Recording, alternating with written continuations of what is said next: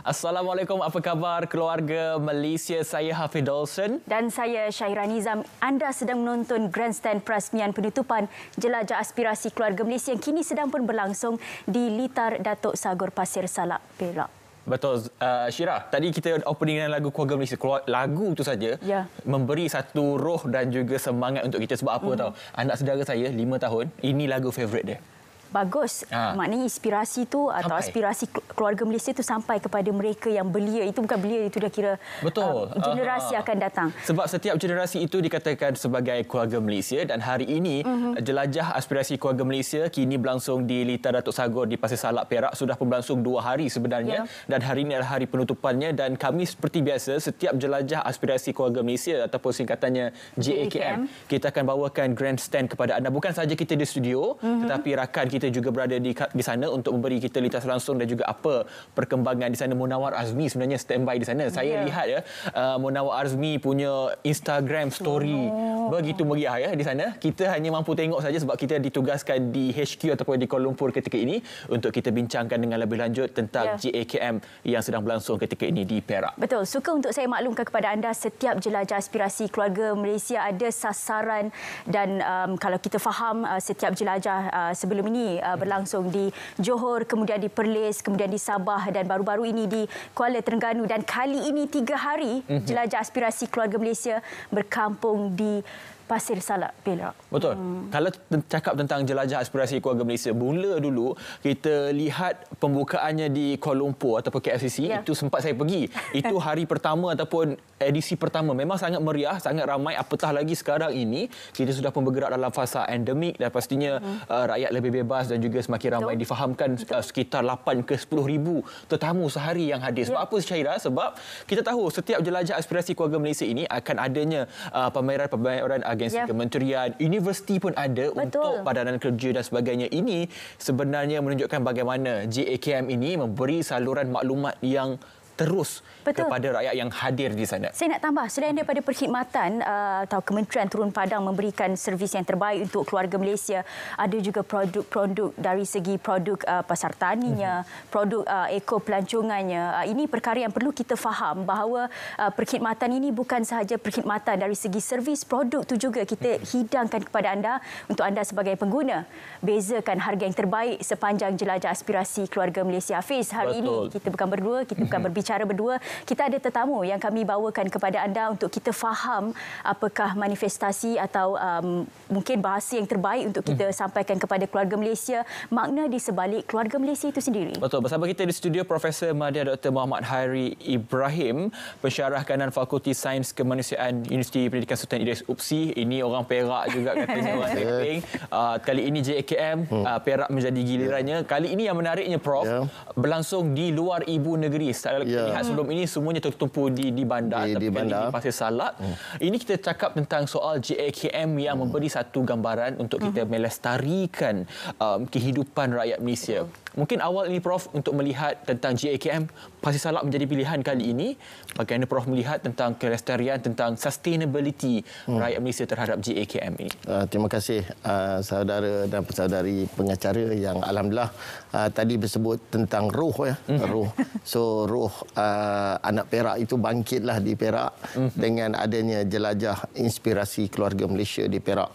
Pastinya pilihan tempat itu adalah pilihan yang terbaik dan bertepatan kerana luar daripada kawasan bandar dan kawasan luar bandar. Pastinya kalau kita lihat menyebut tentang kelestarian itu, pastinya kelestarian rakyat Malaysia khususnya di Perak, negeri Perak Darul Ridwan, khususnya di daerah Perak Tengah di mana Perak Tengah ni menjadi penghubung antara Perak Utara, Perak Selatan dan bahagian timur dan barat. So saya rasa amat terharu dengan keadaan itu dan sebagai anak Perak dan rakyat Malaysia, pastinya ini adalah satu inisiatif terbaik yang meletakkan pemulihan ekonomi dan kehidupan rakyat yang terkesan dengan COVID sebelum ini, dan kita telah melalui fasa endemik dan meletakkan satu program terbaik yang holistik yang menjadikan penghubung kepada segenap keluarga Malaysia yang dimaksudkan daripada yang kecil sehinggalah warga emas dan program ini menjadikan program ini saling melengkapi di antara satu pihak dengan pihak yang lain. Betul. Dengan 3 elemen itulah. Betul. Saya kira ini karnival yang pertama yang terbesar dibuat pasca pandemik COVID-19. Selain kita di studio, kita ada tetamu secara dalam talian, Encik Muhammad Safwan Syahri Muhammad Salim, pensyarah Akademi Pengajian Bahasa UiTM Perak. Apa khabar Encik Safwan? Ya, baik. Alhamdulillah. Baik, Alhamdulillah. Macam mana dengan pengacara-pengacara kita? Apa khabar? Alhamdulillah, kita masih lagi kekal semangat JAKM ini, Aspirasi Keluarga Malaysia. Mungkin sedikit kepada Cik Safwan, ketika ini JAKM berlangsung di, kita lihat 4 buah negeri sebenarnya yang seperti Syirah kongsikan kepada tadi di Johor, di KL, di Perlis, Sabah, Terengganu. Mungkin dalam soal bahasa ini, sebab Cik Safwan pakar dalam bidang bahasa ini, bagaimana Cik Safwan melihat JAKM ini dalam soal penggunaan bahasa untuk kita menyantuni setiap keluarga Malaysia ini, Cik Safwan? Okey, terima kasih cara kita. Okey, jadi sebelum saya menjawab soalan tu, izinkan saya ambil sikit masa lah untuk ucapkan terima kasih kepada pihak ATM kerana sudi menjemput saya bagi berkongsilah pendapat saya sedikit tentang topik kita hari ini. Terima kasih. Baik, bagi saya dalam tema atau teras dan konsep yang telah diperkenalkan oleh Yang Amat Berhormat Perdana Menteri dalam aspirasi keluarga Malaysia ini adalah pendekatan yang mesra rakyat. Mesra rakyat. Sebabnya yang pertama, tuan-tuan dan puan-puan, bahasa kita cakap pasal bahasa Melayu lah ya, sebagai bahasa kebangsaan ini telah dinobatkan lama, sejak daripada tahun 57 lagi. Jadi sudah terlalu lama dan terlalu sinonim dengan masyarakat majmuk kita kan. Walaupun kini bahasa Inggeris banyak digunakan pakai dalam pertuturan harian, tetapi penggunaan bahasa Melayu dalam keseharian masyarakat kita lebih luas. Dan bahasa Melayu juga merupakan salah satu identiti dan jati diri kita kan sebagai rakyat Malaysia. Jadi Encik Safwan, seringkali kalau okey, tak apa Encik Safwan, kalau kita faham signifikannya lokasi ini dan kita faham Encik Safwan juga wakil daripada UiTM, kita lihat jelajah aspirasi keluarga Malaysia ini memang bertepatan dengan kehendak semasa Encik Safwan. Kita akan kembali dengan Encik Safwan. Kita hold dulu Encik Safwan ketika ini dalam talian sebab kita nak bergerak ke Lita Datuk Sagor ketika ini di Perak. Rakan kita Munawar Razmi sudah pun bersedia untuk kita berikan gambaran secara langsung tentang kemeriahan sambutan JAKM Negeri Perak ketika ini. Munawar, silakan.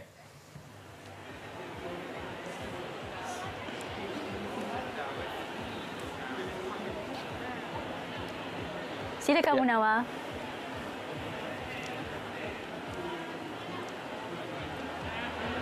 Baik, terima kasih Hafiz Lawson dan juga Faiz Syirah di Angkasa Sepuri kerana memberi ruang untuk saya berkongsi kepada seluruh keluarga Malaysia berkenaan perkembangan terkini bagi program Jelajah Aspirasi Keluarga Malaysia bagi peringkat negeri Perak. Secara spesifiknya berlangsung di Lita Datuk Sagor, Pasir Salak, Perak. Dan sudah pastinya seperti anda boleh saksikan di belakang saya pada ketika ini, program Jelajah Aspirasi Keluarga Malaysia bagi peringkat negeri Perak ini cukup meriah dikunjungi bukan sahaja pengunjung dari Pasir Salak, malah juga pengunjung dari luar negeri Perak, dan ini bertepatan dengan objektif pengajuran Jelajah Aspirasi Keluarga Malaysia adalah untuk ataupun bagi memastikan setiap aspirasi dan juga bagi memahami dan menghayati konsep dan juga falsafah keluarga Malaysia dapat diterapkan dan juga dihayati oleh setiap lapisan masyarakat dari sudut manifestasi, usaha dan juga komitmen pihak kerajaan. Dan seperti yang kita sedia maklum, program Jelajah Aspirasi Keluarga Malaysia bagi peringkat negeri Perak ini merupakan kesinambungan daripada kejayaan program 100 Hari Aspirasi Keluarga Malaysia yang pada awalnya berlangsung di KLCC pada 9 Disember 2021 dan diteruskan di peringkat negeri-negeri dengan negeri Perak merupakan destinasi yang kelima selepas Johor, Perlis, Sabah dan juga Terengganu. Dan pastinya juga negeri Perak ini merupakan destinasi sulung di mana penganjuran Jelajah Aspirasi Keluarga Malaysia berlangsung bukan di ibu negeri, malah dilakukan di kawasan luar bandar iaitu di kawasan kawasan Pasir Salak. Namun sepanjang 3 hari kami berada di sini, kami dapat memahami kenapa pemilihan Pasir Salak ini dijadikan tempat lokasi bagi penganjuran jelajah aspirasi keluarga Malaysia kerana kekuatan dan juga keunikan tersendiri yang terdapat di kawasan Pasir Salak ini. Kerana kita sedia maklum mendapat sambutan yang cukup luar biasa daripada pengunjung sepanjang 3 hari ini, dan juga terdapat keunikan-keunikan lain, antaranya keunikan dari sudut pelancongan domestik dan juga inovasi-inovasi produk daripada usahawan-usahawan industri kecil dan juga sederhana. Seperti yang kita sedia maklum, penganjuran program jelajah aspirasi keluarga Malaysia ini mempunyai pelbagai pengisian program dan juga aktiviti-aktiviti yang menarik, istimewa untuk pengunjung-pengunjung yang bakal hadir, kerana di sini turut disediakan pelbagai reruai pameran daripada perkhidmatan pihak kerajaan, daripada kementerian, jabatan maupun agensi, dan juga pelbagai program menarik lain, antaranya yang menjadi program tunjang ataupun program anchor yang menjadi perkara yang dinanti-nantikan oleh seluruh keluarga Malaysia di negeri Perak, antaranya berkenaan dengan program jaminan kerja ataupun Karnival Kerjaya Jamin Kerja Keluarga Malaysia. Kerana kita difahamkan terdapat lebih 3,000 peluang pekerjaan yang disediakan di sini. Jadi kepada para graduan atau para siswazah yang mencari peluang pekerjaan, pastikan anda menghadirkan diri anda di jelajah aspirasi keluarga Malaysia untuk hari terakhir pada hari ini. Pastinya hari ini merupakan hari kemuncak di mana kita akan menantikan ketibaan yang amat berhormat Perdana Menteri Dato' Seri Ismail Sabri Yaakob sebentar lagi. Jadi pada ketika ini saya akan bersama dengan wakil dari Sepadu, Encik Alfizan bin Omar, yang merupakan Ketua Penolong Pengarah Kanan Seksyen Program Strategik Unit Penyampaian Kemakmuran bersama Sepadu Jabatan Perdana Menteri. Assalamualaikum tuan. Waalaikumsalam. Baik tuan, kita sedia maklum bahawa program jelajah aspirasi keluarga Malaysia sebelum ini dianjurkan di ibu negeri. Tapi kali ini di negeri Perak dianjurkan di kawasan luar bandar, iaitu di Pasir Salak. Mungkin tuan boleh perjelaskan signifikan penganjuran di kawasan luar bandar ini. Okey, seperti yang kita sedia maklum, sebelum-sebelum ini siri jelajah telah diadakan di ibu negeri setiap negeri yang telah kita hadir. Dan pada kali ini kita telah memilih Pasir Salak, iaitu satu kawasan luar bandar. Tujuannya adalah untuk kita membawa kemeriahan program ini kepada penduduk-penduduk di luar bandar, dan dalam masa yang sama untuk kita mengukur bagaimanakah penerimaan mereka terhadap konsep keluarga Malaysia itu sendiri. Dan Pasir Salak ini kita pilih kerana dari segi komposisi kaumnya dan juga kawasan di sekitarnya adalah merupakan kawasan yang mempunyai komposisi kaum yang berbilang bangsa, dan itulah yang kita cuba bawakan supaya semua kalangan rakyat, sama ada Melayu, Cina ataupun India, dapat hadir ke program ini. Okey tuan, hari ini merupakan hari terakhir ataupun hari kemuncak lah bagi program jelajah aspirasi keluarga Malaysia bagi peringkat negeri Perak ini. Jadi mungkin tuan boleh kongsikan kepada seluruh keluarga Malaysia bagaimana dari segi sambutan sepanjang 3 hari ini tuan. Okey, alhamdulillah kita tengok dari segi sambutan dan memang amat memberangsangkan, dan setakat pukul 10.30 pagi tadi kita dapati telah mencapai jumlah pengunjung sebanyak 30,000 orang. Itulah jumlah yang agak banyak, dan kita yakin akan melebihi jumlah sasaran yang telah kita tetapkan untuk siri jelajah pada kali ini. Dan kebanyakan yang datang bukan saja datang daripada kawasan Pasir Salak, tapi ada yang datang daripada jauh dan daripada dekat, ada yang daripada Tanjung Malim, daripada Kampar dan sebagainya. Malahan ada juga yang datang daripada negeri Selangor seperti daripada Sabak Benam dan sebagainya. Alhamdulillah, seperti yang kita boleh saksikan di kaca televisyen, sepanjang 3 hari ini sememangnya sambutannya cukup luar biasa diberikan oleh penduduk di negeri Perak, dan juga penduduk di luar negeri Perak juga tidak melepaskan peluang untuk merasai sendiri dan juga manfaat daripada program jelajah aspirasi keluarga Malaysia ini. Tuan, mungkin boleh kongsikan sedikit harapan daripada penganjuran program jelajah aspirasi keluarga Malaysia ini dan juga perancangan untuk masa akan datang tuan. Okey, dari segi perancangan kita untuk selepas ini adalah kita akan pergi ke negeri yang seterusnya, iaitu negeri Kelantan dan juga negeri Sarawak. Dan sememangnya kita mengharapkan program ini akan menjadi salah satu platform kepada rakyat untuk mendapatkan informasi dan juga perkhidmatan daripada kerajaan. Dan insya-Allah di setiap negeri kita akan mengekalkan konsep asas yang sama, tetapi kita akan masukkan elemen-elemen tempatan daripada negeri-negeri yang berkenaan. Dan saya yakin program ini akan dapat terus menarik minat semua orang untuk datang dan juga untuk merasai sendiri kemeriahan program ini. Okey, kita ingin menggalakkan semua orang yang berada berdekatan dengan Pasir Salak ini untuk hadir bagi program Jelajah Aspirasi Keluarga Malaysia untuk hari terakhir ini. Jadi, mungkin Tuan boleh kongsikan sedikit perkongsian berkenaan apa yang menarik menanti pengunjung-pengunjung ini, Tuan. Okey, hari ini adalah hari terakhir. Memang masih banyak lagi program yang kita adakan, dan yang paling utama selepas ini adalah selepas Majlis Peraseman kita ada kenduri rakyat, dan kita menjangkakan seramai 10,000 orang akan hadir untuk kenduri rakyat ini. Jadi jangan lepaskan peluang ini, hadirlah bersama-sama keluarga untuk jelajah aspirasi negeri Perak ini. Baik, itulah antara perkara yang perlu kita fahami. Terima kasih kita ucapkan kepada Encik Alfizan Omar, wakil daripada Sepadu Jabatan Perdana Menteri, atas perkongsian pada hari ini untuk kita memberikan gambaran kepada seluruh keluarga Malaysia berkenaan kemeriahan suasana dan juga aktiviti-aktiviti yang menanti pengunjung di Jelajah Aspirasi Keluarga Malaysia bagi peringkat negeri Perak. Dan sudah pastinya banyak lagi perkongsian yang akan kami bawakan kepada anda, khususnya berkenaan dengan atur cara utama kita pada hari ini, iaitu berkenaan Majlis Perasmian penutupan program Jelajah Aspirasi Keluarga Malaysia bagi peringkat negeri Perak yang akan disempurnakan oleh Yang Amat Berhormat Perdana Menteri Datuk Seri Ismail Sabri bin Yaakob. Saya kira ini sahaja dahulu perkongsian sebagai mukadimahnya untuk program Jelajah Aspirasi Keluarga Malaysia peringkat negeri Perak. Kita kembali ke Angkasa Puri bersama dengan Hafiz Dawson dan juga Faiz Syirah di sana. Silakan. Baik, terima kasih Munawar. Semangat Munawar ni. Saya tengok Munawar punya semangat ni, saya rasa sebab apa? Sebab kita lihat dia belakang Munawar itu, saya rasa ribuan pengunjung negeri Perak yang mengunjung JKM negeri Perak begitu ramai, subhanallah. Dan paling saya bangga adalah mereka semua pakai pelitup muka. Separuh muka, betul. Walaupun sekarang ini dalam tempoh endemik dan juga masih lagi dalam keadaan berjaga-jaga. Dan saya tengok ada pengunjung yang melambai-lambai belakang kamera tu. Jadi kepada anda yang hadir ke JKM, kita bawa lintas langsung ini kepada anda di TV1 hari ini. Baik, tadi kalau saya kembali balik kepada Prof, tadi saya ada dengar apa yang dikatakan oleh Munawar. Banyak pameran-pameran pekerjaan, peluang pekerjaan dan sebagainya. Kita tahu sekarang ini musim UA ini sedang bergraduasi. Dan just orang kata ini adalah waktu yang sangat tepat untuk graduan ini pergi dapatkan pekerjaan. Ini kalau kita lihat JKM ini, saya rasa sebagai rakyat Marhain saya melihat ini satu peluang yang sangat tepat untuk graduan ini dapatkan peluang pekerjaan, Prof. Ya, terima kasih. Mungkin pandangan saya inilah waktu yang tepat, tarikh yang tepat, lokasi yang bertepatan. Kerana apa? Perak juga berada berhampiran dengan utara Semenanjung dan mudah dihubungi melalui lebuh raya utara selatan dan juga timur barat yang telah dibuka hampir 1/3 yang menghubungkan Sungai Buloh, Kuala Selangor sehingga ke Beruas sekarang.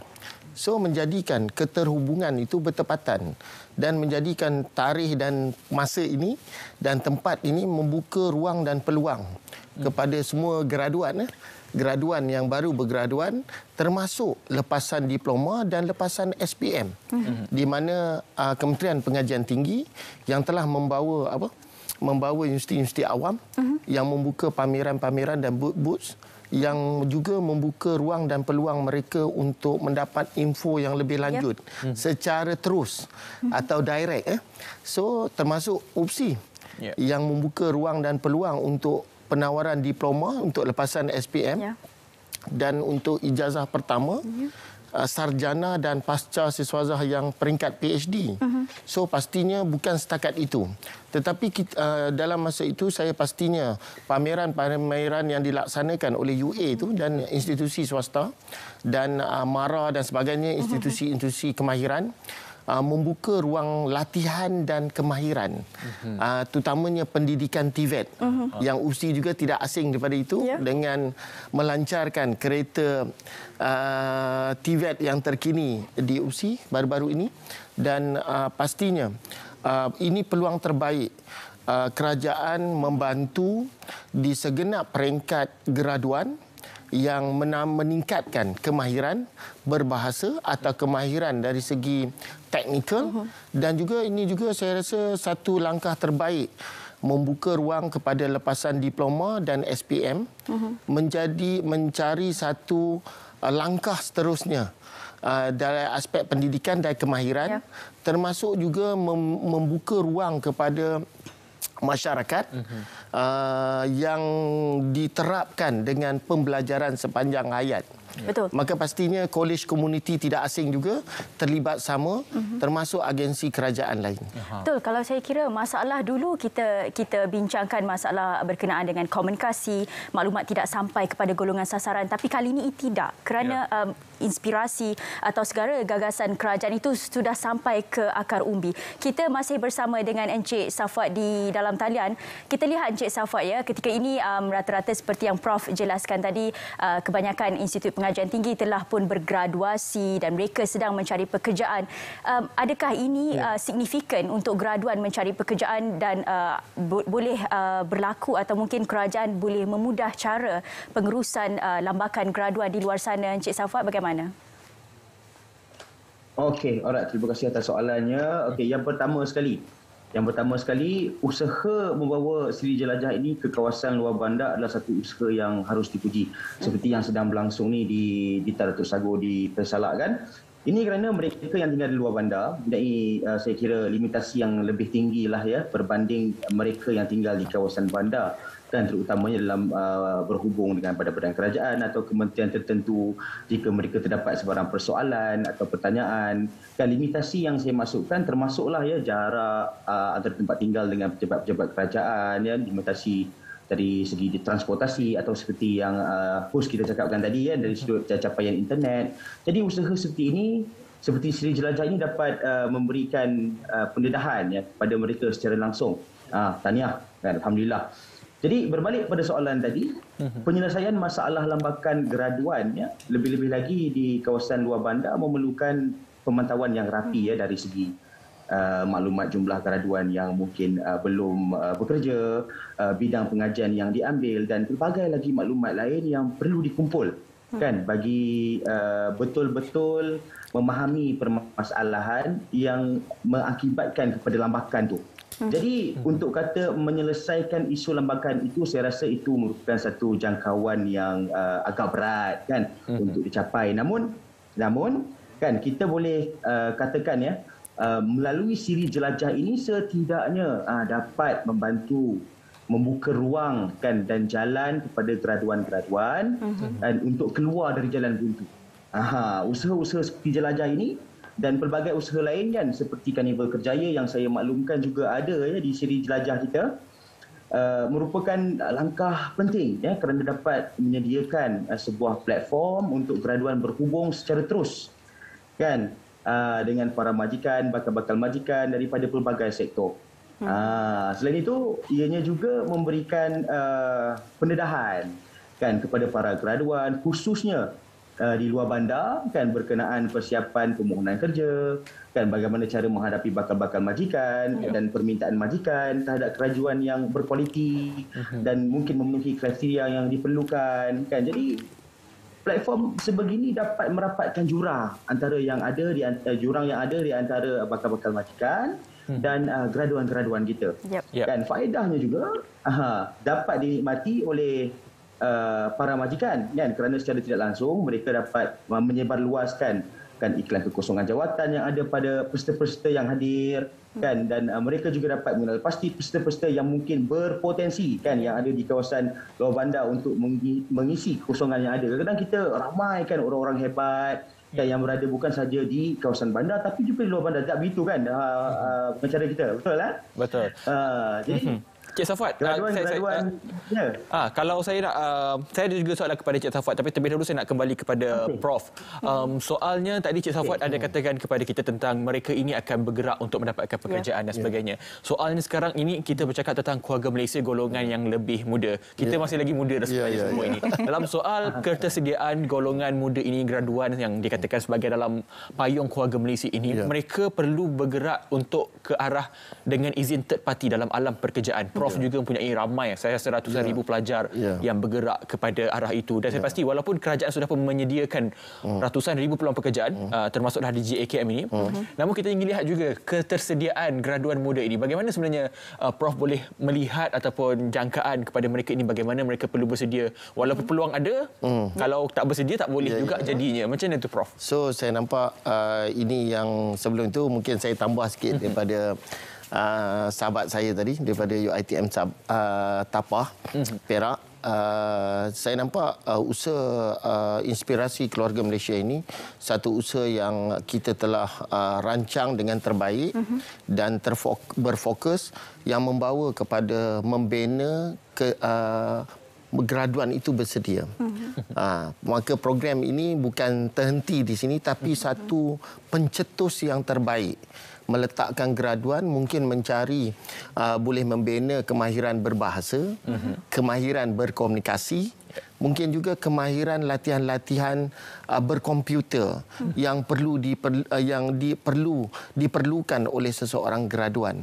Maka selain itu juga terdapat industri-industri usahawan-usahawan termasuk juga syarikat-syarikat yang berskala besar dan sederhana yang turut menyedia latihan dan seterusnya menyerap masuk. Graduan-graduan ini terus bekerja. Ini adalah satu peluang terbaik dan mahasiswa itu dapat melalui proses bersedia itu. So, ini saya rasa peluang terbaik yang perlu diambil oleh semua graduan di Malaysia. Baik juga graduan daripada luar negara yang baru pulang bergraduat. Maka kebersamaan itu, kebersamaan antara graduan yang mempunyai bakat yang telah dipenuhi oleh institusi awam seperti contohnya UPSI, USM, UKM dan lain-lain. Maka ini adalah penyediaan mahasiswa yang holistik. Maka selepas itu mereka juga diberi supporting yang cukup baik dengan platform aspirasi keluarga Malaysia ini meletakkan mereka mempunyai saluran untuk bersedia dengan keadaan sebenar. Bersedia dengan keadaan sebenar dari segi berkomunikasi, step-step bekerja, langkah-langkah bekerja, bagaimana melatih mereka seperti melalui proses awal yang sekarang ini bersifat global. Pasaran sekarang bukan di sini saja. Mungkin juga luas di Asia Tenggara juga bersifat global. Maka mahasiswa perlu bersedia. Mungkin juga ada syarikat kita hari ini sudah membuka cawangan-cawangan seperti di Dubai. Maka ini meletakkan mahasiswa kita terus bergraduan dan bersedia ke arah pasaran antarabangsa. Betul. Kerana ia bersifat peluang pekerjaan bersifat global. Baik, ini soalan tambahan. Ia meletakkan satu mahasiswa satu tangga yang lebih baik dari semasa ke semasa. Menjadi kata pemain global lah ataupun global player. Saya nak kembali balik kepada Cik Farhad. Ini soalan tambahan daripada Prof soal tentang penguasaan bahasa dan sebagainya. Ini kita lihat tentang penguasaan bahasa ketika ini. Kita sekarang bergerak dalam peringkat yang lebih luas bukan saja tertumpu dalam Malaysia. Kita lihat yang Ahmad Muhammad Perdana Menteri sangat komited juga untuk menggunakan bahasa Melayu dengan kerjasama DBP dan sebagainya. Dalam soal ini kita lihat graduan-graduan yang bakal menjadi dan juga mencorakkan keluarga Malaysia dengan lebih cemerlang. Dalam soal ini, apa lagi kelemahan yang perlu kita tekankan supaya kita dapat keluar daripada zon selesa tentang soal penguasaan bahasa ini sebagai pensyarah bahasa ini? Cik Fahad. Okey, alright. Okey, tidak dapat disangkal lagi bahasa merupakan salah satu cara terpenting lah untuk kita memupuk kebersamaan dalam kalangan kita kan, keluarga Malaysia ni. Seperti yang saya katakan tadilah kan, bahasa Melayu merupakan salah satu identiti kita kan, rakyat Malaysia kan. Setiap dari kita tidak mengira bangsa seharusnya mampu untuk berbahasa Melayu kan. Jadi memang sangat patut kita sertakan juga. Kalau saya boleh katakan ataupun saya boleh tambah sedikit cadangan kan, aktiviti-aktiviti yang mungkin boleh kita sertakan kan ke dalam siri jelajah kita kan yang akan datang insya-Allah kan. Sama ada kita boleh sertakan aktiviti-aktiviti atau pameran-pameran bahasa untuk kita pupuk kan semangat kebersamaan tu melalui bahasa. Jadi kalau saya boleh cadangkanlah antara aktiviti yang saya boleh cadangkan untuk mungkin kita boleh consider atau fikir untuk kita masukkan ke siri jelajah yang akan datang, mungkin kita boleh adakan aktiviti-aktiviti bahasa kan, seperti ialah yang famousnya pertandingan-pertandingan yang melibatkan penggunaan bahasa kan, seperti pesta pantun kan, deklamasi sajak kan, alunan gurindam atau syair kan, mungkin juga pidato bahasa Melayu kan. Aktiviti-aktiviti seperti ini sudah pasti dapat mengetengahkan penggunaan bahasa Melayu itu di samping dapat memartabatkan bahasa kebangsaan kita. Selain itu, aktiviti seperti tandingan ini juga dapat meriahkan lagi kan suasana pada siri jelajah kita, insya-Allah kan, dan lebih insya-Allah dapat menarik lebih ramai pengunjung untuk berkunjung ke tapak acara. Jadi untuk menambahkan kemeriahan, kita mungkin boleh buka penyertaan kepada institusi-institusi pendidikan berdekatan kan. Kalau boleh, kita libatkan para pelajar dari pelbagai peringkat kan. Rendah, menengah, pengajian tinggi. Mungkin juga kita boleh libatkan masyarakat secara umum untuk acara terbuka. Meriah kan? Jadi selain itu, saya boleh tambah sikit, kalau saya boleh tambah sikit, kita mungkin juga boleh adakan satu gerai pameran khas bahasa Melayu kan, untuk kita pamerkan artifak-artifak. Kalau tidak dapat artifak yang sebenar secara fizikal, mungkin boleh gunakan gambar sertakan deskripsi kan, menceritakan sejarahnya, atau buku-buku lama yang menceritakan tentang pembangunan bahasa Melayu. Sebenarnya host-host kita ya dan juga doktor, inisiatif ini sebenarnya pernah dilakukan oleh negara jiran kita kan, tak jauh, Singapura, di mana mereka adakan pameran 2000 tahun bahasa Melayu kan di Singapura kan. Temanya pun sedap, dari Nusantara ke negara kota, 2000 tahun bahasa Melayu di Singapura. Kan, pameran ni bertujuan untuk ceritakan sejarah pembangunan bahasa Melayu di sana. Jadi kita boleh ambil idea ni untuk kita pamerkan kan, untuk kita kongsikan sedikit sejarah bahasa kebangsaan kita, kerana usaha ini mungkin mampu memupuk nilai jati diri dalam jiwa setiap ahli keluarga Malaysia. Yalah, orang kata tak kenal maka tak cinta. Begitulah. InsyaAllah. Ya, itu satu cadangan yang cukup penting juga, sebab inilah peluang yang ada. Apatah lagi kalau berlangsung di luar bandar ketika ini, Syirah. Betul, Hafiz. Bahasa itu sendiri boleh dizahirkan bukan sahaja dari segi penggunaan bahasa semata-mata, tetapi juga bahasa tindakan yang perlu kita fahami agar jelajah aspirasi keluarga Malaysia ini nilainya sampai kepada hati-hati keluarga Malaysia. Kita lihat, Prof, dengan pasca pandemik COVID-19, dengan mungkin berlaku gangguan dari segi sektor pekerjaan itu sendiri, dan bagaimana pelajar yang mahu menyambung pelajaran tetapi dalam pasca pandemik benda ini terhenti. Tetapi dengan jelajah aspirasi keluarga Malaysia, mereka boleh faham bahawa kita sudah pun beralih kepada fasa endemik, kerana perkara ini bukan lagi jadi satu penghalang tetapi jadi satu galakan untuk graduan mereka yang lepasan SPM untuk ambil peluang ini. Bagaimana Prof lihat keadaan ini membantu mereka yang sedang memerlukan kini? So, saya lihat jelajah ini telah bukan sekadar pameran ya. Kalau kita lihat, saya lihat jadual dan saya berhubung dengan rakan-rakan saya di Pasir Salak yang berdekatan Pasir Salak itu, contohnya banyak kawasan Fekra juga, iaitu Fekra seberang Perak, berdekatan kawasan Bota, Pasir Titi Gantung. So berhampiran itu kebanyakan banyak juga dikatakan kawasan luar bandar.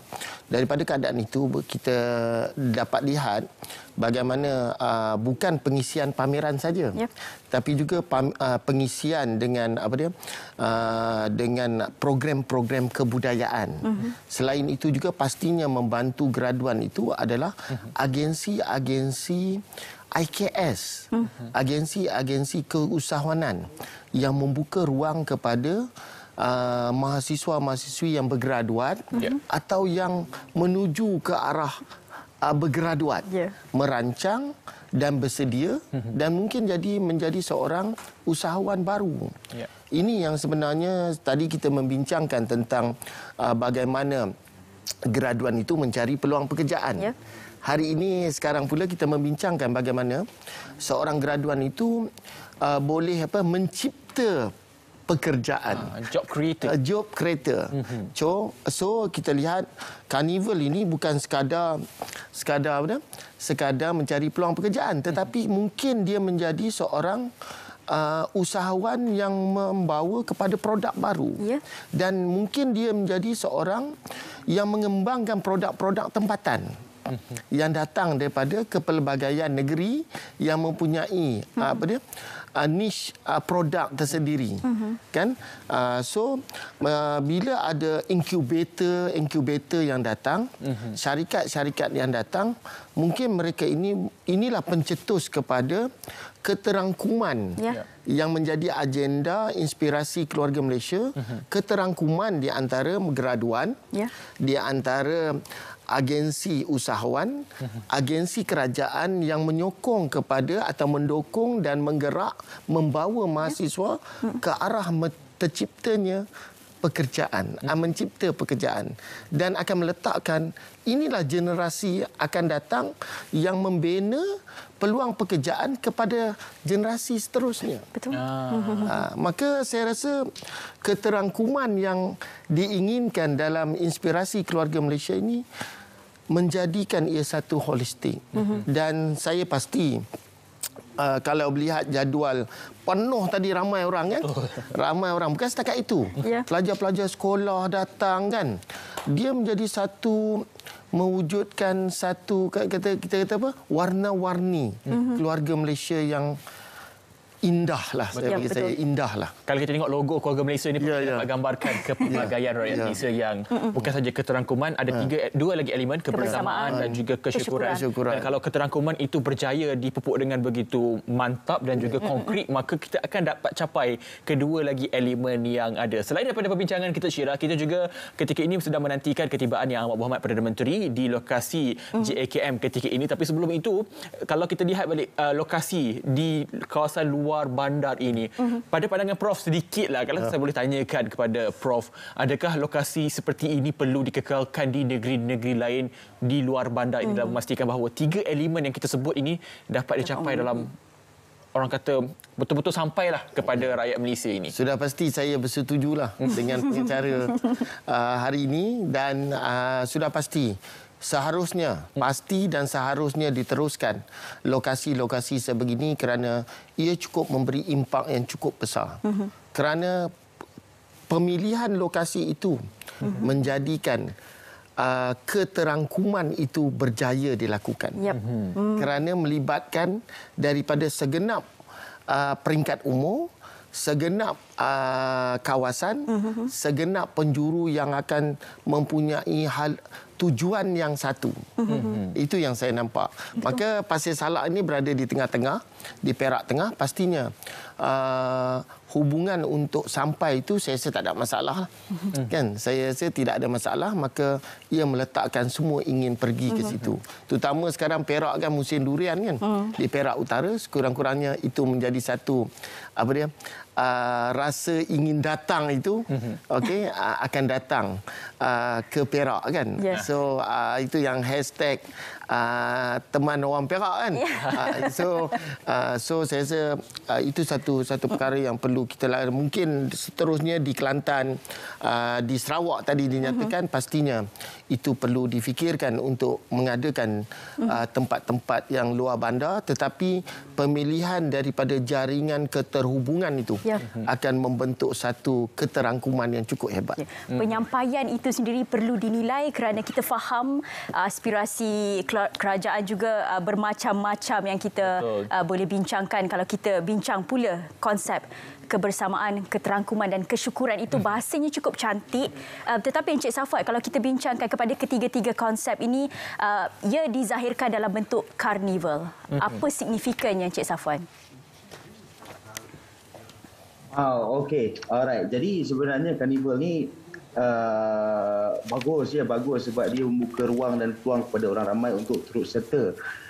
Kan, untuk turut serta bersama-sama menghayati apa yang cuba disampaikan di dalam gagasan aspirasi keluarga Malaysia ni. Jadi seperti apa yang Dr. Heri katakan tadi itulah. Kan, jadi bila kita adakan satu karnival dan diletakkan pula di kawasan luar bandar, kan, kita menghebatkan lagi keterangkuman tu. Dia secara tidak langsung dia menghidupkan juga kebersamaan. Kan? Jadi tiada yang ditinggalkan di belakang. Jadi semua orang mendapat satu, orang kata, akses kan untuk mendapatkan input-input penting apa yang cuba disampaikan di dalam aspirasi keluarga Malaysia, apa yang gagasan ini cuba tawarkan kepada rakyat-rakyat Malaysia. Ya, jadi saya rasa untuk dizahirkan dalam bentuk karnival itu adalah satu usaha yang sangat baik daripada pihak kerajaan dengan bantuan hebat daripada pihak-pihak media untuk kita sampaikan apa sahaja yang kita nak sampaikan supaya kita capai visi dan misi aspirasi keluarga Malaysia ni kan, untuk kita sampaikan kepada semua rakyat di seluruh pelosok tanah air. Ya. Baik, Encik Safwan, kalau tadi kita dengar apa cadangan Encik Safwan tentang penganjuran tambahan, kalau kita lihat cadangannya selepas ini JKM akan berlangsung di Kota Baru, Kelantan. Mungkin cadangan-cadangan ini adalah cadangan yang bernas daripada Encik Safwan sendiri tentang pameran-pameran, artifak dan sebagainya. Soalnya sekarang Syira dan juga penonton kita faham kalau ada pameran-pameran seperti ini, perlu satu daya tarikan yang kuat dalam memastikan anak muda ini betul-betul dapat rasakan dan juga menarik minat mereka. Dalam soal ini kita nampak ketersenjangan dalam hal ini, dalam memastikan bahawa bagaimana sebenarnya nak menarik minat mereka untuk melihat kepada pameran-pameran yang dicadangkan oleh Cik Safwan sebentar tadi. Okey, jadi macam mana caranya, soalannya macam mana caranya untuk kita tarik ya?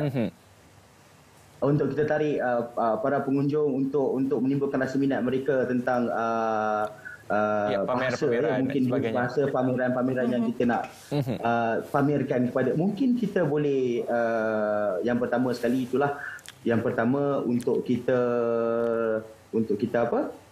kita pamerkan sesuatu yang melibatkan sejarah, kita kena ada unsur penceritaan tu kan.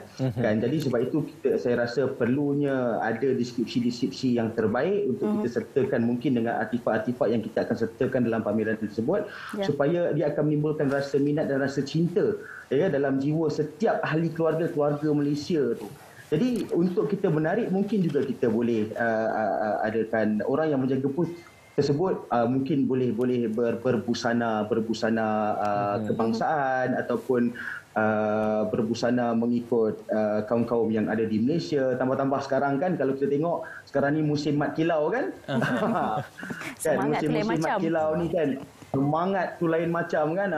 Jadi yalah, orang salah satu daya tarikannya bukan sahaja filem itu, tetapi apa yang ada di samping filem tersebut, seperti penerimaan masyarakat dan apa yang dipertontonkan kepada kita dengan orang pergi menonton dengan berbusana Melayu, contohnya memakai tengkolok dan sebagainya. Mungkin pada awalnya bila kita dengar tentang filem tersebut, mungkin ada antara kita yang mungkin rasa kurang minat ataupun rasa macam tak apalah kan. Tapi bila kita lihat apa yang dipertontonkan pada kacamata kita tu, bila kita lihat, kita nampak menarik kan. Mungkin cerita ni betul-betul hebatlah kan, contohnya. Jadi apa salahnya kalau kita cuba untuk tonton. Sebab itu salah satu cara untuk kita menariklah, saya kira, mata-mata rakyat Malaysia untuk hadir ke pameran-pameran yang kita sediakan di jelajah aspirasi keluarga Malaysia kita, insya-Allah. Betul, baik, insya-Allah. Kita faham ketika ini generasi semakin membangun, kita berhadapan dengan satu generasi baru yang belia kini akan menjadi pemimpin dan sebagainya.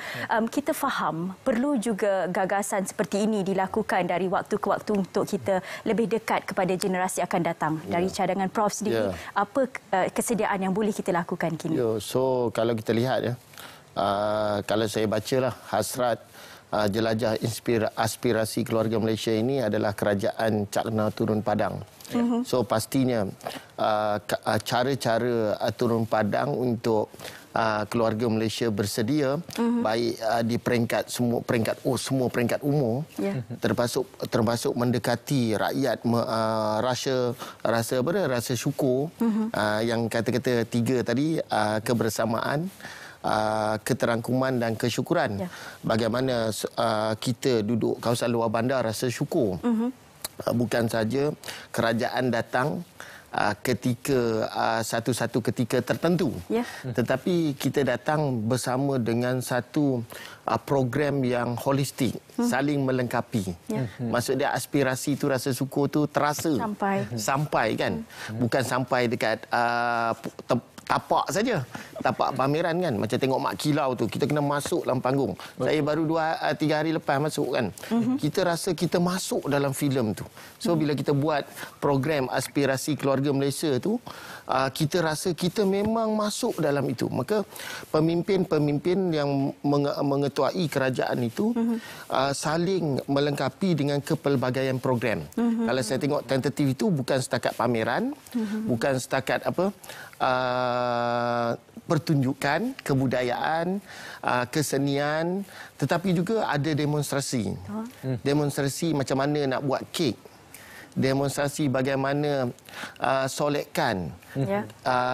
Demonstrasi bagaimana kemahiran, skill dan sebagainya. Ini menjadikan kita terus bersedia.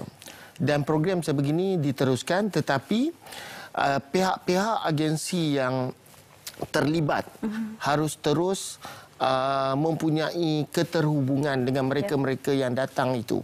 Mungkin bukan selepas program tu tak bolehlah kita terus tinggalkan, tetapi ada masih berjalan kesan daripada program itu, masih ada hubungan menghubungi dan saling menghubungi itu, dan terus melaksanakan agenda-agenda yang telah dirancang dan yang amat diingini oleh penduduk tempatan, termasuk pengunjung-pengunjung daripada luar. Saya percaya di selatan, saya dengar ada kawan-kawan daripada selatan Pulau Pinang, Perak bersebelahan dengan sempadan Kedah. Ada yang rakan-rakan yang ambil cuti daripada sempadan Kelantan pun datang kan.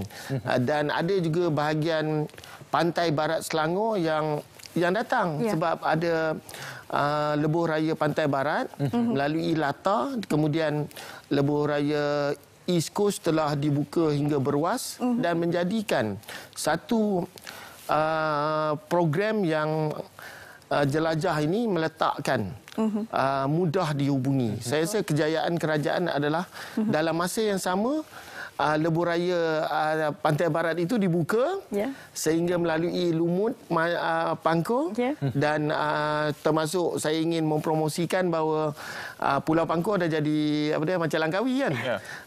Pulau bebas cukai. So pastinya mengapa tidak anda selepas aspirasi boleh sambung pergi Pulau Pangkor kan, atau pergi ke Ipoh, pastinya ibu negeri yang kita cintai. So banyak juga saya rasa dalam masa yang sama menjadi satu produk pelancongan tempatan dan luar negara, dan kita boleh bawa pelancong datang ke Perak Tengah contoh di Pasir Salak dan membawa ke Lumut, dan saya rasa jaringan itu Ipoh ke Lumut tu ada banyaklah makanan-makanan.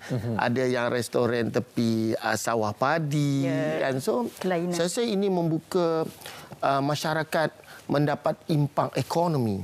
Impak ekonomi dan secara tak langsung membantu masyarakat sekitar, khususnya di kawasan luar bandar. Maka kalau lihat yang berhormat Perdana Menteri yang kita cintai itu datang, masa sejuklah hati rasanya kan. So semua orang nak tahu RTM datang tak? Pastinya RTM datang. Hari ini ke udara di studio dan juga di sana Pasir Salak pastinya. Itulah yang kita katakan cakna yang harus dilakukan, yang mempunyai keterangkuman dan akhirnya mewujudkan rasa syukur dan kita dapat bersama-sama kebersamaan dalam menjayakan sesuatu. Syirak, kalau kita dengar Prof ni bercerita dia punya roh Perak tu, bunyi Perak tu. Saya dengar daripada cakap bahasa Melayu formal tu kepada dialek Perak dah lah sekali. Kita pun cakap Perak je lagi. Baik Prof juga sebagai pensyarah di Fakulti Sains Kemanusiaan ni, kalau di USM saya panggil sebagai ilmu kemanusiaan. Lebih kurang sama. Dalam soal ini, mungkin soalan tambahan kepada soal jelajah aspirasi keluarga Malaysia ini, kita melihat sekarang ini kita bergerak dalam keadaan yang sangat terbuka. Rakyat Malaysia juga semakin lantang bersuara dan sebagainya. Dalam ilmu sains kemanusiaan ini, bagaimana sebenarnya kita sebagai masyarakat yang mempunyai akal yang waras, kesopanan masyarakat Melayu itu sendiri dan sebagainya, bagaimana sebenarnya kita kalau kita lihat JKM ini satu program yang cukup mantap dalam menyampaikan dan juga menyalurkan maklumat. Tapi ada juga setengah-setengah masyarakat kita ni seolah-olah masih lagi suka berkata-kata seolah-olah tidak dapat maklumat dan sebagainya. Bagaimana kita sebenarnya dalam soal ilmu kemanusiaan, sains kemanusiaan perlu kita belajar supaya kita menjadi satu keluarga Malaysia yang sentiasa bersyukur dan juga menikmati kesyukuran yang ada ini, Prof? Itu yang saya rasa satu spirit yang sebelum saya nak jawab tu. kena tengok mak kilau kot. Tapi apa pun kita berpegang kepada agama, bangsa dan negara. Dulu saya pernah, cikgu saya pernah berkata, kalau kita fahami tentang rukun negara, pastinya itu menjadi satu pegangan yang cukup teguh, kuat, dan saya rasa itu yang disebut rasa kesyukuran itu. Kan dalam rukun negara ada banyak saya tak perlu saya nyatakan, tetapi itu yang sebenarnya dalam ilmu kemanusiaan itu kita diajar tentang nilai keinsanan. Itu yang ada nilai kemanusiaan. Pastinya jika kita belajar tentang agama itu pasti memerlukan, semua agama itu memerlukan kita saling menghormati dan saling berada membuat satu perkara yang baik. Tetapi dalam nilai keinsanan itu pastinya hormat menghormati, cara berbahasa, cara memberi maklum balas haruslah mempunyai cara-cara yang tertib. Cara-cara yang halus dan manis, kan. So saya rasa pastinya kita belajar daripada peringkat sekolah rendah hinggalah peringkat universiti atau peringkat diploma. Kita diajar tentang tentang rukun negara, tentang nilai-nilai kemanusiaan, tentang nilai-nilai peradaban yang kita adalah mempunyai adab yang baik di negara Asia Tenggara Timur lah, kan. So pastinya kita harus imbas kembali apa yang kita telah pelajari dan meletakkan itu sebagai keikhlasan kita yang perlu kita letakkan dalam diri setiap insan. Juga saya lah, kan, sebab sebagai rakyat Malaysia yang sayang dan cintai negara Malaysia, kita masih mempunyai adab dan kesopanan. Masa pastinya adab itulah yang terbaik. Yang perlu diamalkan selari dengan rukun negara. Saya rasa rukun negara tu kita menjadi satu pegangan yang cukup kuat. Pastinya agenda jelajah aspirasi keluarga Malaysia ini, saya rasa satu agenda yang amat baik dalam kita mendukung agenda rukun negara itu, kerana kita mahu merapatkan jurang keluarga Malaysia. Kesan daripada pandemik itu meletakkan manusia itu berada dalam dunia maya yang tersendiri, yang hanya Assalamualaikum melalui WhatsApp atau Telegram atau dalam bentuk-bentuk lain atau Skype dan sebagainya, yang lebih dekat di hati kerana masalah pandemik yang di luar jangkauan kita. Tetapi hari ini telah melalui fasa endemik, hasil usaha-usaha kerajaan dengan proses vaksin yang ada orang tak percaya dengan vaksin, kan. Tapi alhamdulillah hari ini kita dapat kembali berjumpa ni. Syukur alhamdulillah, kan. Saya dapat datang RTM kerana vaksin. Saya lengkap vaksin 3. Kan, saya bersedia dan semua keluarga saya bersedia untuk vaksin. Semua anak saya telah bervaksin.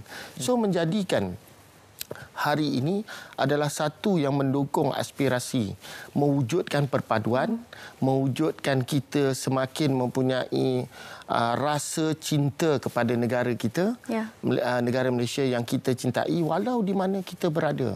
Dan jalur gemilang itu menjadi satu tonggak yang cukup penting. Maka perpecahan itu akan meruntuhkan kita sendiri. Maka kalau tengok mak kilau tu penuh dengan spirit, rasa nak pakai tengkolok lah, kan, masuk dalam filem, tetapi ia membawa satu anjakan paradigma yang cukup besar. Saya rasa hari ini dah 30-40 juta, kan. So saya rasa usaha itu adalah satu usaha kejayaan meletakkan semangat patriotik yang tinggi. Maka pastinya dalam program-program aspirasi keluarga Malaysia ni, jelajah ni, kita jangan lupa juga semangat patriotik. Sudah pun mendapat isyarat daripada Lita Datuk Sagor di Pasir Salak ketika ini. Munawar sudah pun bersedia di sana, ketibaan yang amat berhormat Perdana Menteri. Jadi kita terus saja ke Munawar Azmi di sana. Silakan Munawar.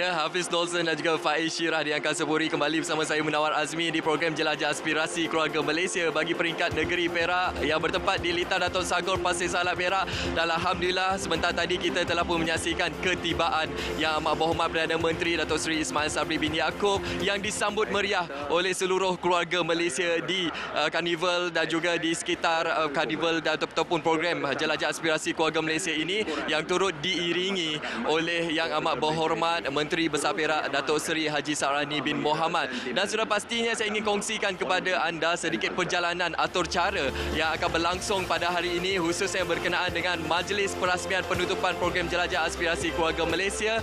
Dan selepas ini kita akan bersama-sama mendengar ucapan daripada Yang Amat Berhormat Menteri Besar Perak Datuk Seri Haji Sarani bin Mohamad. Dan selepas itu kita akan menantikan ucapan daripada Perdana Menteri yang kita sayangi, iaitu Datuk Seri Ismail Sabri bin Yaakob, untuk kita mengetahui apakah antara intipati-intipati penting yang akan disampaikan khususnya bagi memberi manfaat dan juga kesejahteraan kepada seluruh keluarga Malaysia di negeri Perak. Dan selepas itu pastinya akan ada gimik pelancaran yang akan disempurnakan oleh Yang Amat Berhormat Perdana Menteri.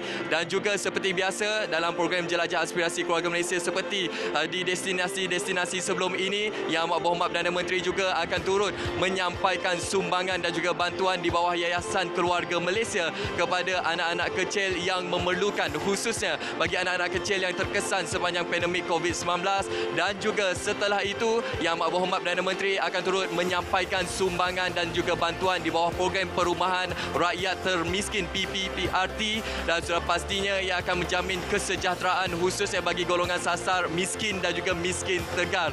Dan setelah itu antara acara tumpuan iaitu kita akan berlakunya kenduri rakyat keluarga Malaysia yang turut akan disertai oleh Yang Amat Berhormat Perdana Menteri pada tengah hari kelak. Dan sudah pastinya ini merupakan satu gambaran berkenaan keprihatinan Yang Amat Berhormat Perdana Menteri untuk terus menganjurkan program-program yang bersifat ataupun yang memberi manfaat yang cukup besar kepada seluruh keluarga Malaysia. Dan sudah pastinya penonton, pada ketika ini kita akan memberi laluan untuk kita ke pentas utama untuk kita menyaksikan ucapan daripada Yang Amat Berhormat Menteri Besar Perak iaitu Datuk Seri Haji Sarani bin Mohamad, untuk kita mengetahui sendiri apakah antara ucap kata ataupun intipati penting yang akan disampaikan oleh Yang Amat Berhormat Menteri Besar Perak khususnya berkenaan penganjuran Jelajah Aspirasi Keluarga Malaysia yang julung kali diadakan di negeri Perak, khususnya di kawasan Pasir Salak ini. Jadi kepada anda semua yang menyaksikan kami pada ketika ini,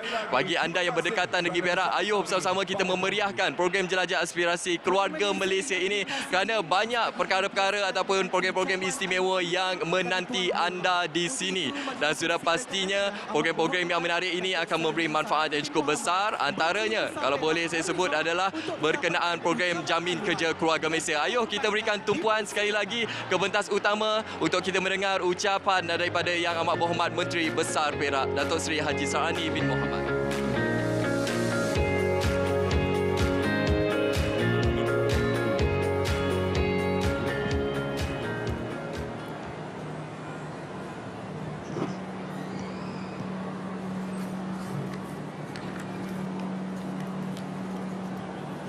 Assalamualaikum warahmatullahi wabarakatuh dan salam sejahtera.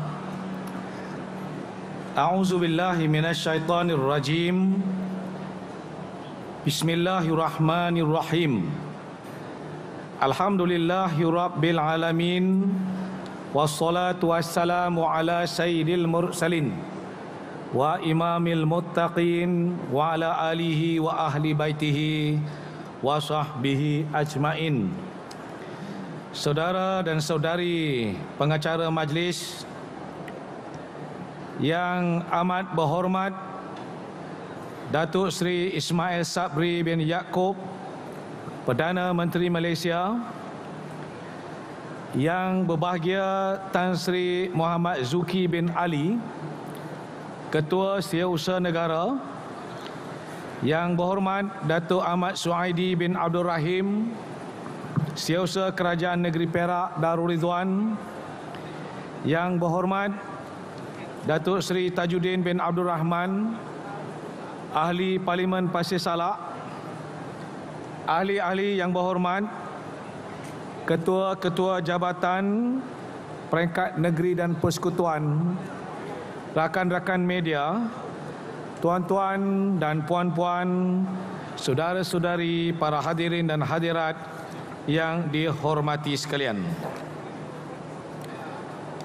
Alhamdulillah, sama-samalah kita memanjatkan setinggi-tinggi kesyukuran kepada Allah Subhanahu wa taala kerana berkat kebesaran dan keagungannya jua kita dikurniakan nikmat kesihatan dan kesempatan untuk hadir dan berkumpul di Litar Datuk Sagor, Pasir Salak ini untuk sama-sama kita memeriahkan majlis perasmian penutup Jelajah Aspirasi Keluarga Malaysia pada pagi yang bersejarah ini.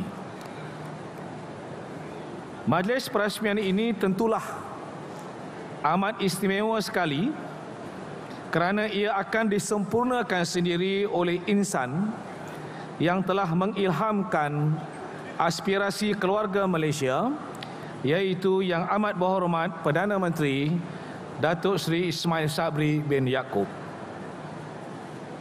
Mewakili barisan pentadbiran Kerajaan Negeri Perak dan seluruh rakyat Negeri Perak, saya merakamkan penghargaan dan terima kasih kepada Yang Amat Berhormat Perdana Menteri di atas kesudian meluangkan masa untuk turun ke bumi bertuah ini, Pasir Salak, untuk bersama-sama berdampingan dengan segenap lapisan rakyat yang hadir memeriahkan Siri Jelajah Aspirasi Keluarga Malaysia pada hari ini. Tan Sri, Datuk Seri, Datuk-datuk, datin-datin, tuan-tuan dan puan-puan, para hadirin dan hadirat yang dihormati sekalian. Pada hari yang dimohon keberkatan ini, saya mengajak kita semua untuk menoleh seketika ke belakang untuk kita merenung bagaimana kisah keluarga Malaysia ini bermula. Aspirasi keluarga Malaysia hadir ketika kita semua diuji dengan hambatan pandemik COVID-19.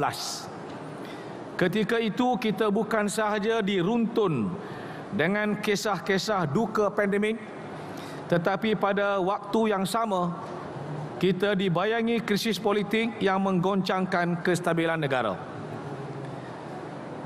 Sebagai ketua kerajaan, Yang Amat Berhormat Datuk Seri Ismail Sabri pada masa itu memikul tanggungjawab yang cukup berat. Beliau mengambil alih teraju pentadbiran kerajaan dalam suasana yang begitu getir dan mencabar. Bukan sahaja untuk memimpin negara keluar daripada krisis kesihatan yang membungkam ekonomi dan mengancam nyawa jutaan rakyat, tetapi juga untuk memulihkan segera situasi politik yang jika tidak diurus dengan cermat akan menjerumuskan negara ini ke lembah perpecahan dan kemudaratan. Lantas, Yang Amat Berhormat Perdana Menteri Datuk Seri Ismail Sabri mengilhamkan konsep keluarga Malaysia yang berpaksikan prinsip keterangkuman, kebersamaan dan kesyukuran. Sudah tentu sebagai orang lama dalam politik, beliau berusaha mengembalikan keharmonian dalam kerajaan. Sesuatu yang tentunya tidak mudah, apatah lagi jika kita mengambil kira kompleksiti yang melingkari politik Malaysia ketika itu. Beliau menjelajah ke seluruh negara untuk menyebarkan mesej perpaduan dan kasih sayang. Beliau berusaha memberi keyakinan bahawa krisis yang mencengkam ini hanya dapat diatasi dengan semangat kebersamaan. Aspirasi keluarga Malaysia yang beliau ilhamkan juga telah mendasari polisi-polisi kerajaan. Semuanya menjurus kepada matlamat mewujudkan kestabilan dan kemakmuran. Aspirasi itu jugalah yang menjadi wadah penting untuk mewujudkan hubungan harmoni antara kerajaan negeri dan persekutuan. Ia bukan sahaja menyambung titik-titik perbezaan, tetapi juga mewarnainya dengan lakaran nilai-nilai persefahaman. Dan alhamdulillah, berkat kasih sayang Allah dan didorong dengan semangat kebersamaan yang dipupuk daripada aspirasi keluarga Malaysia, kita dapat sama-sama menempuh ujian demi ujian pandemik COVID-19 sehingga berjaya memasuki fasa pemulihan dan menggembling ikhtiar membina semula kehidupan. Pendek kata, aspirasi keluarga Malaysia bukan sekadar retorik atau mantra politik semata-mata. Jika diamati dengan hati yang jujur dan ikhlas, banyak yang kita boleh belajar daripadanya.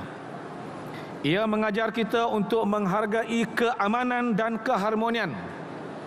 Ia mengasuh kita untuk sentiasa menjaga kestabilan dan kemakmuran. Ia mendidik kita untuk mengurus perbezaan di sebalik kerencaman pandangan. Semua ini menjadi kunci kepada kejayaan sesebuah negara. Malah dalam agama Islam sendiri melihat keluarga itu sebagai elemen terpenting dalam membangunkan sesebuah tamadun. Tanpa keluarga yang sakinah, mawaddah dan warahmah, pastinya sesebuah bangsa dan negara sukar menggapai nikmat keamanan dan kesejahteraan. Kerana keluargalah pemula kepada segala kebaikan. Daripada keluarga kita belajar untuk saling menyayangi, saling peduli, saling memahami dan saling melengkapi antara satu sama lain. Dalam konteks itu, saya dan rakan-rakan dalam Kerajaan Negeri Perak juga sentiasa mengambil pendekatan untuk merakyatkan sistem pentadbiran agar benar-benar membawa aspirasi dan kehendak rakyat. Untuk makluman yang amat berhormat Perdana Menteri, Negeri Perak baru sahaja melancarkan Pelan Perak Sejahtera 2030 yang merupakan pelan pembangunan strategik bagi memacu sosioekonomi negeri yang mapan, inklusif dan dinamik. Secara dasarnya, pemetaan kerangka Perak Sejahtera 2030 menetapkan 3 sasaran utama, iaitu sejahtera sosial, sejahtera ekonomi dan sejahtera politik. Ia menggariskan 6 agenda, iaitu jaminan sekuriti makanan, memacu ekonomi digital, pembuatan keputusan berpacukan data, Perak Koridor TVET Malaysia, perlombongan lestari dan tadbir urus projek berkepentingan negeri. Pelan Perak Sejahtera 2030 dirangka berasaskan pendapat dan pandangan daripada pelbagai lapisan masyarakat. Sebanyak 118 bengkel dan sesi libat urus dilakukan dengan pelbagai pihak, termasuk wakil rakyat kerajaan dan pembangkang, pakar ekonomi, penjawat awam, NGO, orang muda, pertubuhan wanita, hinggalah pimpinan di peringkat kampung di semua daerah. Semua pandangan rakyat kita ambil kira untuk dijadikan intipati kepada pelan pembangunan ini. Ini amat selari dengan aspirasi keluarga Malaysia yang diilhamkan oleh Yang Amat Berhormat Perdana Menteri, yang meletakkan suara dan pandangan rakyat sebagai kompas yang memandu arah pentadbiran kerajaan. Tan Sri, Datuk Sri, Datuk-Datuk, Datin-Datin, tuan-tuan dan puan-puan, para hadirin sekalian, semua perancangan yang dirangka ini tidak akan menjadi realiti tanpa kerjasama kita semua sebagai satu pasukan. Kerajaan dan rakyat perlu mendukung antara satu sama lain. Kejayaan setiap dasar dan polisi kerajaan perlu sentiasa selari dengan aspirasi dan kehendak rakyat. Hubungan antara negeri dan persekutuan juga perlu sentiasa akrab dan harmoni agar isu-isu yang melingkari kehidupan rakyat dapat sama-sama ditangani. Dalam hubungan ini, saya sebagai Menteri Besar amatlah menghargai sifat keterbukaan yang amat berhormat Perdana Menteri dalam menangani isu-isu rakyat. Kami sentiasa bertemu dan berbincang. Selain bertemu dalam mesyuarat parti, kami juga sentiasa bertukar pandangan dalam pertemuan di peringkat kerajaan negeri dan persekutuan. Contohnya, dalam mesyuarat Menteri Besar dan Ketua Menteri yang Datuk Seri pengerusikan baru-baru ini, banyak isu-isu rakyat dibincang dan diperhalusi. Ini termasuklah keperluan untuk kita sama-sama menangani kenaikan kos sara hidup yang sedang membelenggu kehidupan rakyat dan kolaborasi antara negeri dan persekutuan untuk meningkatkan sekuriti makanan. Sebelum mengakhiri ucapan, saya sekali lagi merakamkan setinggi-tinggi penghargaan dan terima kasih kepada Yang Amat Berhormat Perdana Menteri atas kesudian meluangkan masa untuk turun ke Perak bagi sama-sama memeriahkan siri Jelajah Aspirasi Keluarga Malaysia pada hari ini. Penghargaan juga kepada pihak Urustia dan semua pihak yang telah bertungkus lumus melakukan persiapan bagi menjayakan pelbagai program rakyat yang diadakan selama 3 hari sejak Jumaat yang lalu. Juga terima kasih kepada Yang Berhormat Datuk Seri Tajuddin bin Abdul Rahman, Ahli Parlimen Pasir Salak dan pasukannya yang turut bekerja keras bagi memastikan program kita pada hari ini berjalan dengan lancar seperti yang dirancang.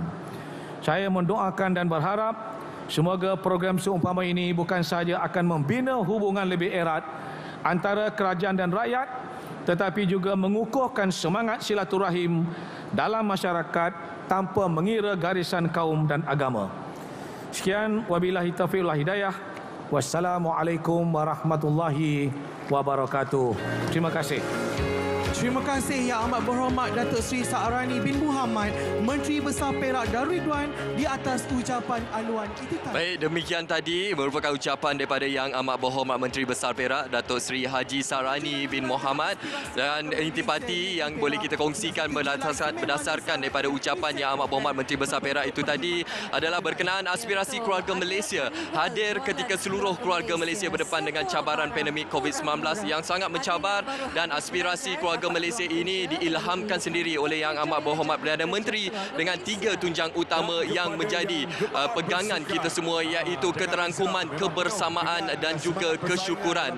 Dan sudah pastinya aspirasi keluarga Malaysia ini bukanlah satu yang dianggap sebagai retorik semata-mata, sebaliknya mendidik kita semua keluarga Malaysia untuk kita menghargai keamanan dan juga kedamaian yang menjadi kunci kepada kejayaan negara kita ke arah lebih sejahtera, khususnya dalam pasca pandemik, iaitu dalam fasa peralihan ke endemik ini. Dan juga Yang Amat Berhormat Menteri Besar juga turut menekankan konsep keluarga sakinah, iaitu berkenaan dengan pentingnya untuk kita menjaya ataupun memperkasakan konsep keluarga ini, kerana daripada keluargalah kita bermula, daripada keluargalah kita memahami dan juga belajar erti pemahaman dan juga erti kedamaian. Dan sudah pastinya jelajah ini juga berperanan penting untuk menyampaikan perancangan dan kejayaan pelaksanaan inisiatif bukan saja daripada kerajaan pusat, malah juga daripada kerajaan negeri. Dan pada kali ini kita berikan tumpuan kepentas utama untuk kita menyaksikan ucapan daripada Yang Amat Berhormat Perdana Menteri Datuk Seri Ismail Sabri bin Yaakob.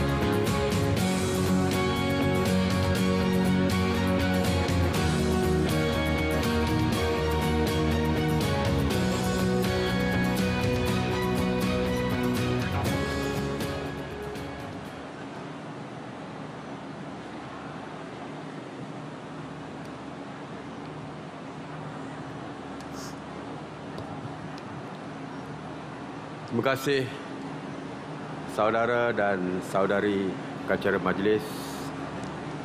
Bismillahirrahmanirrahim. Assalamualaikum warahmatullahi wabarakatuh. Salam sejahtera dan salam keluarga Malaysia. Yang amat berhormat Datuk Seri Sa'arani bin Muhammad, Menteri Besar Perak, yang berbahagia Tan Sri Datuk Seri Muhammad Zuki bin Ali, Ketua Setiausaha Negara,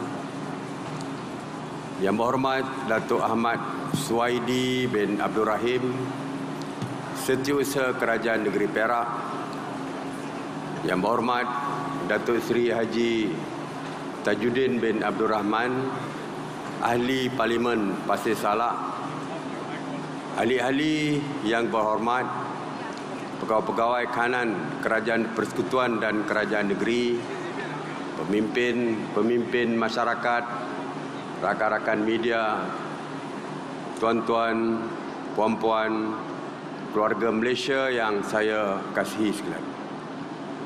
Alhamdulillah, syukur kehadrat Allah Subhanahu Wa Taala, dengan izin dan limpah kurnia-Nya kita dapat berhimpun pada hari yang berbahagia ini dalam jelajah aspirasi keluarga Malaysia ataupun JAKM ke-5 di Litar Datuk Sagor, Pasir Salak, Perak. Terima kasih saya ucapkan kepada Kerajaan Negeri Perak, khususnya Yang Amat Berhormat Datuk Seri Syarani selaku Menteri Besar Perak di atas penganjuran JAKM di negeri Perak ini. Apa khabar Yung semua? Semoga seluruh keluarga Malaysia di Perak sentiasa sehat sejahtera. Saya gembira hari ini dapat balik ke Kampung Gajah ni. Mungkin ramai yang tak tahu, saya kira balik kampung ni sebab isteri saya orang Pulau Tiga Kiri. Biasanya balik Raya Haji, tapi ini balik sebelum Raya Haji. Ini kira balik lah. Tuan-tuan dan puan-puan, jelajah aspirasi ataupun JAKM sebelum ini telah diadakan di Johor, Perlis, Sabah serta Terengganu, dan sambutan yang diterima amat menggalakkan daripada keluarga Malaysia. JAKM terbukti memberi manfaat kepada keluarga Malaysia kerana mereka berpeluang menyalur sebarang maklum balas yang boleh membantu menambah baik perkhidmatan kementerian-kementerian dan agensi-agensi kerajaan. Ia juga membuktikan bahawa idea keluarga Malaysia yang diilhamkan oleh kerajaan hari ini bukan sekadar retorik atau slogan semata-mata, tetapi kepentingan dan kesejahteraan rakyat terus dipelihara seperti menjaga sebuah keluarga sendiri. Keluarga Malaysia bermatlamat untuk memastikan ahli keluarga besar kita yang terdiri daripada pelbagai bangsa dan agama hidup dalam suasana yang mesra dan harmoni sambil berkongsi 3 nilai utama, iaitu keterangkuman, kebersamaan dan kesyukuran. Saya memperkenalkan konsep keluarga Malaysia sejak Ogos tahun lalu dengan matlamat agar rakyat yang berbilang kaum dan agama dapat terus mengamalkan hidup bersatu padu seperti dalam satu keluarga besar. Bagi memastikan konsep ini diterima oleh semua, ia dibawa menjelajah ke seluruh negara agar aspirasinya dapat dirasai dan diserap dalam jiwa setiap insan keluarga Malaysia. Tuan-tuan, puan-puan keluarga Malaysia yang saya kasihi sekalian, amalan hidup bersama ini telah pun berterusan sejak 6 dekad lalu dan perlu dipertahankan, malah diperkukuhkan walau apa jua cabaran yang mendatang. Konsep dan pendekatan keluarga Malaysia bukanlah sesuatu yang sukar untuk dihadam, kerana ia sebenarnya berlandaskan nilai-nilai sedia ada yang kita miliki dalam sebuah keluarga. Mengambil contoh sebuah keluarga, sekiranya ada anak-anak kita yang sedang dalam kesusahan, kita akan segera memberikan bantuan sama ada dari segi material ataupun sokongan. Ibarat cubit paha kanan, paha kiri juga terasa. Sudah menjadi tanggungjawab kerajaan untuk sentiasa menyuburkan semangat perpaduan, menyuntik nafas segar dalam kesatuan, mencari titik persamaan dalam kepelbagaian. Malah kerajaan hari ini juga yang bekerja dalam semangat keluarga Malaysia akan terus konsisten memberikan tumpuan kepada program serta inisiatif yang melimpahkan kesejahteraan dan manfaat kepada seluruh keluarga Malaysia. Ini dilakukan bagi memastikan tidak ada keluarga Malaysia yang ketinggalan atau no one will be left behind. Keluarga Malaysia yang saya kasihi sekalian, konsep keluarga Malaysia ini juga selari dengan konsep tasamuh dalam Islam yang menekankan nilai toleransi dan kebersamaan yang menjadikan masyarakat di negara ini menghargai dan memahami nilai perbezaan. Tasamuh bermaksud toleransi atau berlapang dada. Dalam maksud yang lain adalah bersikap menerima dan damai terhadap sebarang keadaan yang dihadapi. Misalnya, toleransi dalam agama ialah sikap saling menghormati hak dan kewajipan antara agama.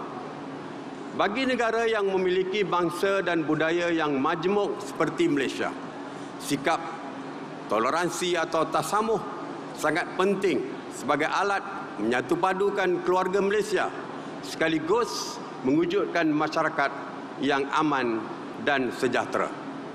Dengan tasamuh juga, keluarga Malaysia akan lebih menghargai perbezaan antara sesama manusia dalam batas-batas yang digariskan oleh agama Islam. Tuan-tuan, puan-puan keluarga Malaysia yang saya kasih sekalian, saya gembira apabila kerajaan negeri memantapkan industri pelancongan dengan menjenamakan Pangkor sebagai destinasi pelancongan Marine Nautica melalui penganjuran Pangkor International Marine Tourism Conference 2022 ataupun PIMTC 22. Selain daripada itu, pendidikan juga amat penting bagi menjamin masa depan keluarga Malaysia. Di Perak terdapat 93 projek baru dan sambungan bagi pembangunan sekolah serta institusi pendidikan dengan kos keseluruhan sebanyak 936.55 juta ringgit.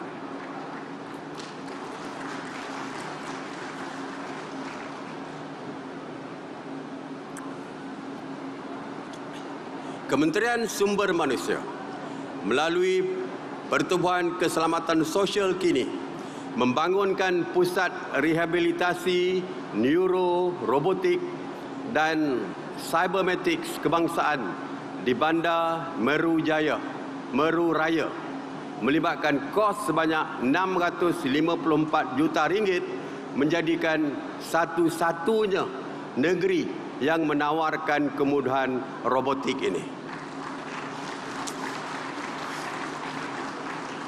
Di bawah Pelan Pemulihan Nasional, pihak berkuasa pelaksanaan Koridor Utara ataupun NCRA turut melaksanakan beberapa program di Perak yang menawarkan 56,642 peluang pekerjaan.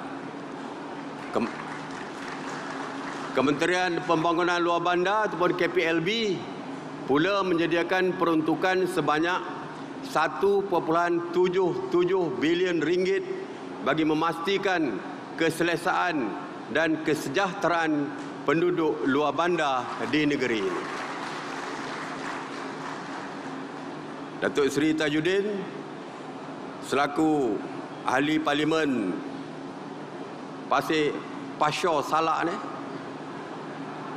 telah memohon daripada saya untuk menjadikan Sungai Perak di Pasir Salak ni sebagai Perak ataupun Pasir Salak Riverbank.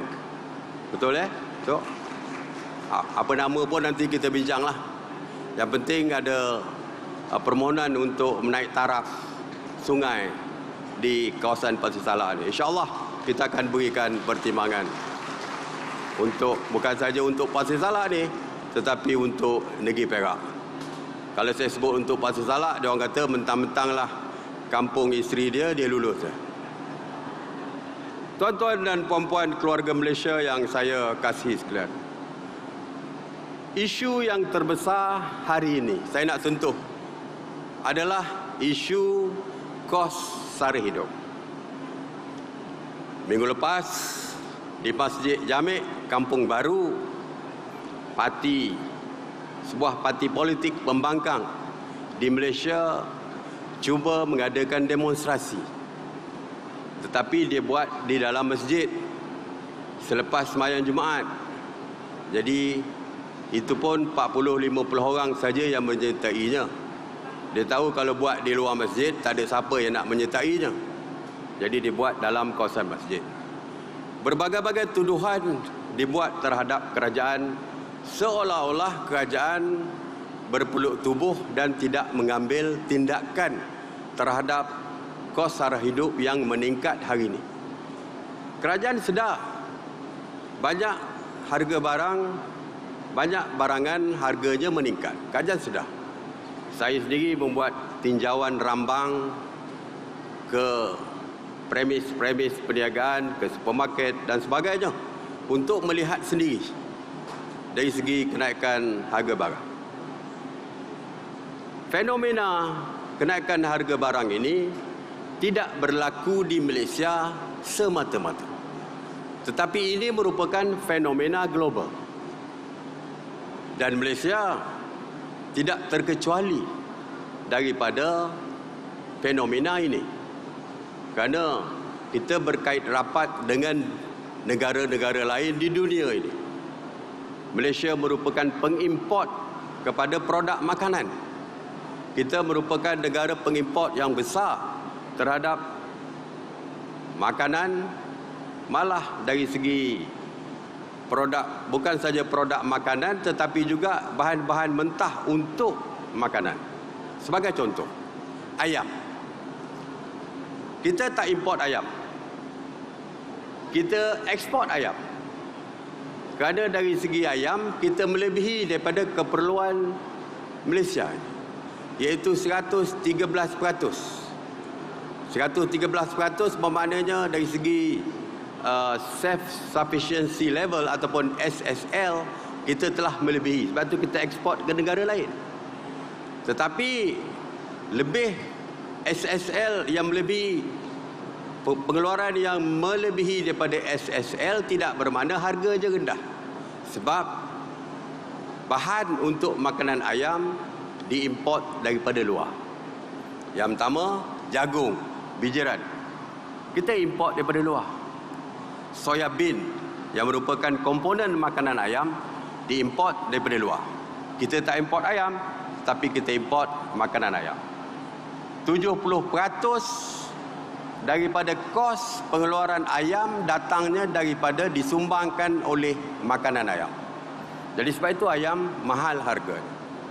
Tetapi kerajaan tidak nak menjawab dalam surat khabar, mengatakan oleh kerana ini merupakan fenomena global, jadi kita serahlah kepada pengguna. Tak. Kita tak kata macam tu. Itu beza dengan kerajaan dulu, PH dulu. Perdana Menteri zaman PH dulu dia kata apa? Bila harga naik, rakyat hendaklah ikat perut. Itu dulu. Tapi kita tak kata macam tu. Kita akan mencari kaedah untuk memastikan rakyat tidak dibebani dengan kenaikan harga. Ayam naik harga. Tak pernah berlaku dalam sejarah negara kita beri subsidi untuk memastikan harga ayam tak naik. Oleh kerana ayam merupakan makanan protein yang paling popular kepada rakyat Malaysia. Rakyat Malaysia ni paling banyak makan ayam. Kita tahulah anak kita, cucu kita mesti nak makan ayam. Jadi oleh itu, oleh nak pastikan harga tak naik, kita subsidikan. makanan, subsidikan harga ayam. 700 juta disubsidi oleh kerajaan untuk pastikan harga ayam kekal dengan harga shilling RM8.90. Kita buat untuk pastikan harga ayam tidak naik. Begitu juga dengan harga-harga barangan keperluan asas yang lain juga disubsidi oleh kerajaan. Kerajaan berbelanja lebih 70 bilion untuk memastikan beberapa barang keperluan asas tidak naik harga. Minyak petrol dan diesel RON95 disubsidi oleh kerajaan sebanyak 28 bilion ringgit. Minyak masak, hari ini pembangkang mengatakan bahawa semua subsidi ditamatkan pada 1 Julai. Subsidi apa yang ditamatkan? Subsidi terus kekal. Subsidi minyak masak, kita berbelanja 4 bilion ringgit untuk pastikan subsidi itu masih diterima oleh rakyat. Supaya minyak masak masih kekal harga RM2.50. Kalau minyak masak tidak disubsidi, harga minyak masak adalah sebanyak RM9.50 sekampit 1 kilo. Tetapi kerana 4 bilion disubsidi oleh kerajaan, harga masih kekal RM2.50. Jadi mereka terus berbohong seolah-olah tidak ada Tuhan bagi mereka. Terus berbohong dan memfitnah, mengatakan 1 Julai semua subsidi dibatalkan. Subsidi minyak dikekalkan, subsidi minyak masak dikekalkan, subsidi gas masak di rumah dikekalkan, subsidi petrol dan diesel dikekal. Tak ada apa yang ditarik balik. Yang kita tak teruskan subsidi one off, iaitu minyak masak berbotol tu. Iaitu kita kata tak perlu sambung lagi kerana kita perkenalkan subsidi minyak berbotol tu waktu pandemik COVID-19, waktu PKP. Itu saja. Sekali dah tamat PKP, tak perlu lagi. Itu saja. Tapi mereka mengatakan kita tak buat apa-apa. Tuan-tuan dan puan-puan, hari ini inflasi di seluruh dunia meningkat. Inflasi di United Kingdom 9.1%. Inflasi makanan kalau tak silap saya dah meningkat mencecah sehingga 12%. Amerika 8.6% inflasi mereka. Eropah 8.1 hingga 10%. Thailand 7.1%. Singapura 5.6%. Indonesia 3.6%. Malaysia 2 hingga 2.8% sahaja. Kita masih dapat mengekalkan inflasi. Kenapa? Kenapa kita kekalkan inflasi? Sebab kita memberikan subsidi untuk memastikan harga barang tidak meningkat. Harga barangan tidak meningkat. Kalau kita biarkan semua diapungkan, ditentukan oleh pasaran harga barangan ini, inflasi kita mungkin mencecah 8 hingga 11% pun. Dan ketika itu rakyat mungkin tak mampu lagi untuk menanggung dari segi kenaikan harga dan sebagainya.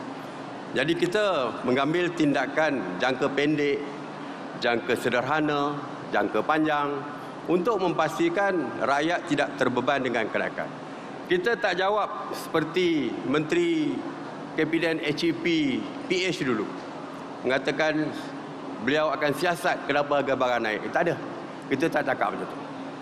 Menteri Pertanian, berbagai-bagai perancangan diatur, tak jawab pun. Kenapa ya harga ikan naik, ikan kembung?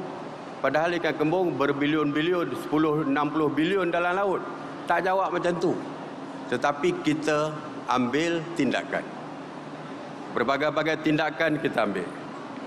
Semalam, itu hari kita panggil nafas. Ini PKK ni. Pertubuhan peladang ada di kawasan-kawasan. Kita nak pertubuhan peladang memainkan peranan. Dari segi penanaman jagung, bukan setakat tanam jagung, tetapi dari segi memproses kilang, memproses makanan haiwan dan sebagainya. Kita nak koperasi. Semalam sewaktu sambutan 100 tahun koperasi, saya meluluskan 100 juta dana agro makanan untuk koperasi-koperasi terlibat di dalam projek agro makanan ini. 100 juta kita bagi kepada koperasi. Dan mungkin kita akan perluaskan kepada Nafas dan juga PPK, Pertubuhan Peladang Kawasan yang lain bagi membantu kerajaan. Tadi Datuk Seri Syarani ada beritahu dalam mesyuarat menteri-menteri besar, jawatan kuasa khas sekuriti makanan ini bukan saja di peringkat kebangsaan tetapi juga ditubuhkan di peringkat negeri, malah di daerah sekalipun, supaya kita dapat menangani secara bersama untuk memastikan harga barangan makanan tidak meningkat mendadak dan kita boleh mengawal inflasi bagi kesejahteraan rakyat.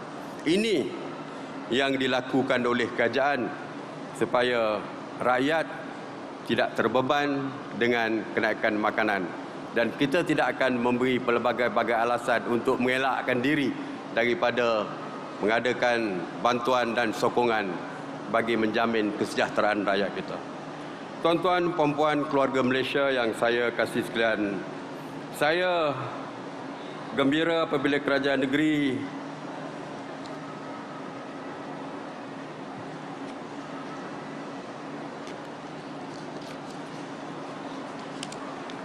saya menyeru seluruh keluarga Malaysia, terutamanya yang hadir di Litar Datuk Sagu hari ini, supaya dapat terus memberikan kerjasama bagi merealisasikan aspirasi keluarga Malaysia ini.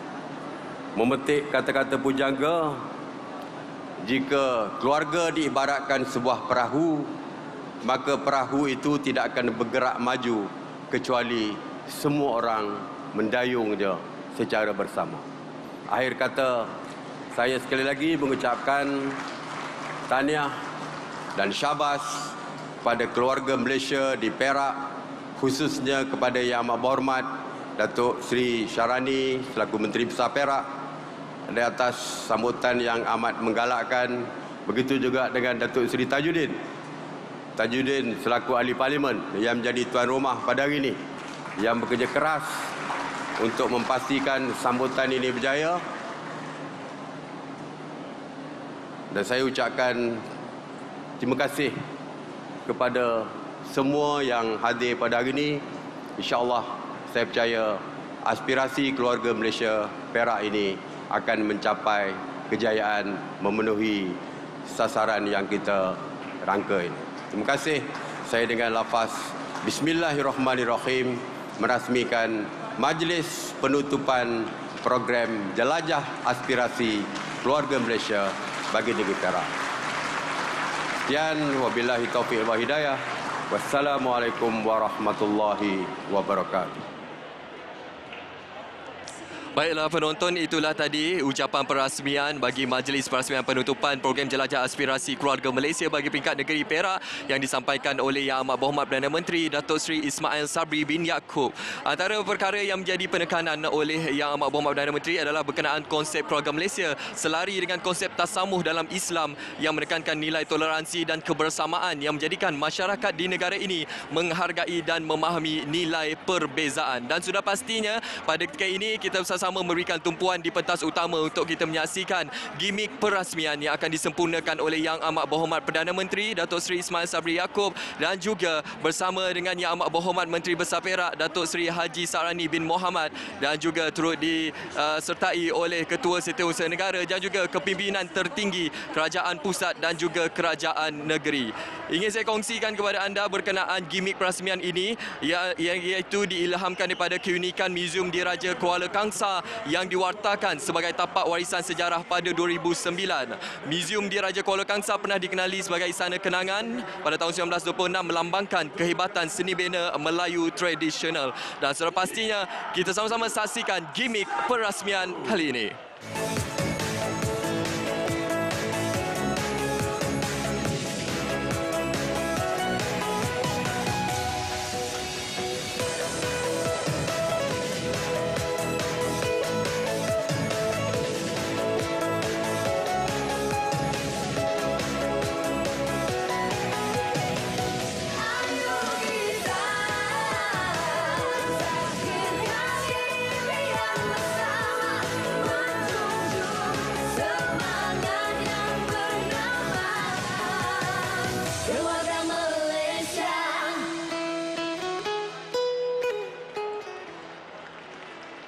Ya, keluarga Malaysia itulah gimik perasmian yang telah disempurnakan oleh Yang Amat Berhormat Perdana Menteri Dato' Seri Ismail Sabri bin Yaakob, dan sudah pastinya dengan gimik perasmian ini maka rasmilah bagi Majlis Perasmian Penutupan Program Jelajah Aspirasi Keluarga Malaysia bagi peringkat negeri Perak untuk tahun ini. Dan sudah pastinya juga kami ingin mewar-warkan kepada anda semua yang belum lagi hadir berkunjung ke program Jelajah Aspirasi Keluarga Malaysia pada hari ini. Hari ini merupakan hari terakhir, jadi masih lagi berpeluang dan berkesempatan untuk anda hadir untuk bersama-sama menerima dan juga melihat manfaat yang telah disediakan oleh pihak kerajaan pusat dan juga kerajaan negeri.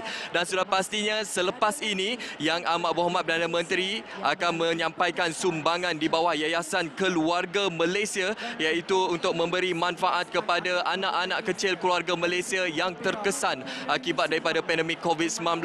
Dan sudah pastinya ini menggambarkan keprihatinan kerajaan di bawah pimpinan Dato' Seri Ismail Sabri Yaakob untuk terus menyantuni anak-anak kecil yang terkesan akibat pandemik COVID-19 ini. Seperti yang sering kali dinyatakan, dizahirkan oleh Yang Amat Berhormat Perdana Menteri, no one will be left behind. Itu merupakan pegangan kita bersama untuk kita terus bersama-sama bangkit di bawah konsep keluarga Malaysia. Baiklah, Hafiz Dolson dan juga Faiz Syirah di Angkasa Puri, saya selepas ini akan terus sahaja ke Karnival Usahawan IKS untuk membeli oleh-oleh dari negeri Perak. Saya kira ini saja perkongsian saya. Terus ke Angkasa Puri bersama sahabat di sana. Silakan. Tidak bekerja.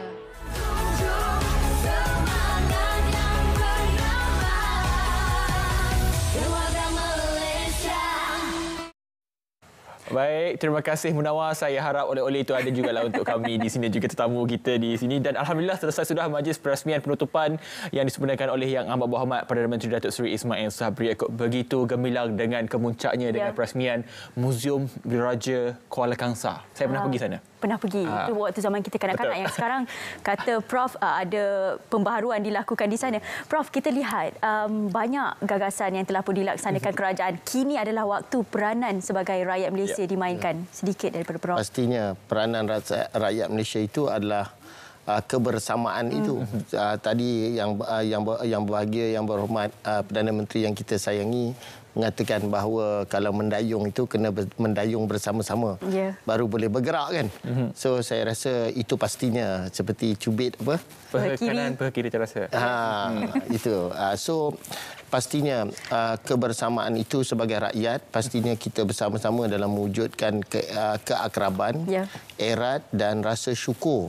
Tapi bukan setakat berhenti dengan syukur sahaja, tetapi kebersamaan kita menjaga nama baik negara, dan bersama-sama dalam mempertingkatkan kebersamaan dari aspek ekonomi, keamanan, kesejahteraan, dari sudut tadi yang kita kata kebersamaan, keterangkuman dan rasa syukur itu diperteguhkan juga bersama-sama dengan rukun negara tadi, dan rasa cinta kepada Malaysia itu mewujudkan kebersamaan secara menyeluruh keluarga Malaysia itu, dan kita sama-sama memahami keadaan ekonomi kita, di mana tadi kita dengar harga minyak dah betapa prihatinnya kerajaan dengan aspirasi keluarga Malaysia.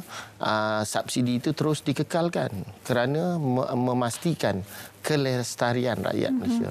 Saya sebagai rakyat Malaysia rasa terharulah, rasa syukur kerana apa yang semangat yang dinyatakan sebelum ini, kita kata kebersamaan itu yang bahagia Yang Amat Berhormat Datuk Seri Ismail Sabri bin Yaakob, Perdana Menteri yang kita cintai, menyatakan sebelum ni umpama selembar benang dikait, ditenun, dijalin. Itu yang sekarang program Jelajah Inspirasi Keluarga Malaysia itu. Selembar benang itu bukan semua bawa benang kan? Di Pasir Salak, membawa benang di Pasir Salak, dikait bersama-sama dengan semua pelbagai kaum di Perak, Siri di Perak, pelbagai kaum, ditenun dan dijalin, dan akhirnya hari ini kita dapat kain lah kan, seperti akhirnya menjadi kain yang sempurna dan indah. Dan kita tanggungjawab rakyat Malaysia menjaga, maksud dia proses itu berlaku dan silih berganti dari tahun ke tahun dan generasi ke generasi. Pastinya tanggungjawab generasi kita adalah apa? Menjaga keharmonian keluarga Malaysia itu. Betul. Dan ekonomi itu terus sama-sama memelihara kestabilan ekonomi. Pastinya tanggungjawab kerajaan itu pastinya tanggungjawab mereka, tetapi kita tidak boleh lepas tangan, tapi harus bersama-sama dalam memastikan kelestarian keluarga Malaysia tercinta. Allah. Baik, Encik Safwat, ketika ini di talian, kalau kita lihat Syirah, ucapan akhir Yang Amat Berhormat Perdana Menteri menyebut bahawa keluarga Malaysia ini ibarat perahu ini tidak sampai ke destinasinya kalau tidak semua ahlinya mendayung bersama. Itulah antara yang saya boleh quotekan yang disampaikan oleh Yang Amat Berhormat Perdana Menteri. Mungkin sedikit kesimpulan daripada Encik Safwat berkenaan dengan ucapan dan penggunaan bahasa itu penting untuk kita sampaikan kepada rakyat Malaysia secara keseluruhannya. Encik Safwat. Okey, alright. Terima kasih pengacara kita. Okey, bila kita cakap tentang bahasa tu dan macam mana bahasa berperanan dalam membawa rakyat Malaysia, keluarga Malaysia kita secara keseluruhannya bersama, kebersamaan kita tu tu sangat penting sebenarnya. Jadi itulah penggunaan bahasa tu penting, sebab itu wujudnya penggunaan simbol keluarga tu.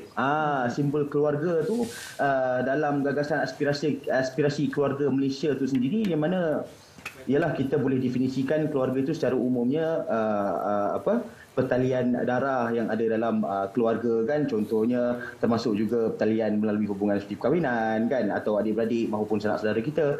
Selain itu kan, keluarga juga boleh didefinisikan dengan hubungan orang yang rapat dengan kita kan walaupun tiada pertalian darah kan, tanpa hubungan perkahwinan sebagai contoh kan. Biasa kalau orang lelaki kita ada guna term blood brothers, betul lah. Contohnya khusus untuk sahabat-sahabat yang sangat dekat dengan kita lah kan. Jadi konsep keluarga Malaysia ni apabila konsep keluarga Malaysia ni diperkenal dan diketengahkan dengan teras-teras yang sangat mesra rakyat dan insya-Allah mudah difahami, iaitu keterangkuman, kebersamaan dan kesyukuran, pada saya itu menjadikan aspirasi keluarga Malaysia ni sebagai satu gagasan yang sangat baiklah. Maka bersetuju bukan satu pilihan pada saya, itu satu kemestian. Tapi tentulah kan, untuk realisasikan konsep keluarga Malaysia tu perlulah dengan pendekatan yang berhemah dan gerak yang mapan kan, kerana ini satu aspirasi yang besar dan mencapainya tidak mudah kan. Menjawab pula pada saya cakap tadi, keluarga tu sebagai satu simbol kan, simbol kebersamaan kita yang inklusif tu kan. Jadi inklusifnya apa tuan-tuan kan? Inklusif inilah keterangkuman tu kan. Keterangkuman tu merangkumi semua bangsa, atau secara mudah kita fahami secara keseluruhan lah secara keseluruhan, tidak mengira warna kulit ataupun agama. Itulah bila kita gunakan perkataan keluarga tu untuk kita masukkan semua ahli keluarga Malaysia tu, kita kikis secara tidak langsung perbezaan warna kulit, bangsa dan agama kita tu kan. Betul. Begitu besar sekali Cik Safwat makna. Begitu besar sekali makna keluarga tu. Betul. Kan. So dari situlah kita bangkit rasa kebersamaan tu. Jadi bila kita ada rasa kebersamaan tu, kita sama-sama menjaga negara kita, sama-sama kita memperjuangkan apa yang patut kita perjuangkan untuk negara kita kan. Baik. Kan? InsyaAllah. Kalau ikutkan Hafiz Encik Safwat, cukup cantik pada waktu ketika pandemik kita fahami solidariti itu melalui kata-kata kita jaga kita. Kini keluarga itu dimainkan setiap hari untuk kita faham nilai kekeluargaan dalam Malaysia. Sekali lagi kita terima kasih kepada Encik Muhammad. Kita jaga kita tu. Betul. Kita jaga kita tu saya rasa sentiasa relevan.